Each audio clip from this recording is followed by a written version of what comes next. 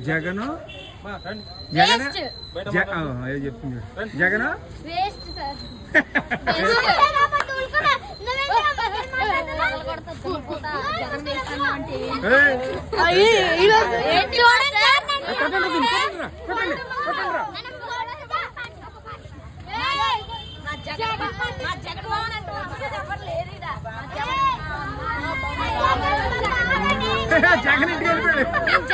జగన్ ఓడిపోయినా గెలిచినా నేను జగన్ పార్టీ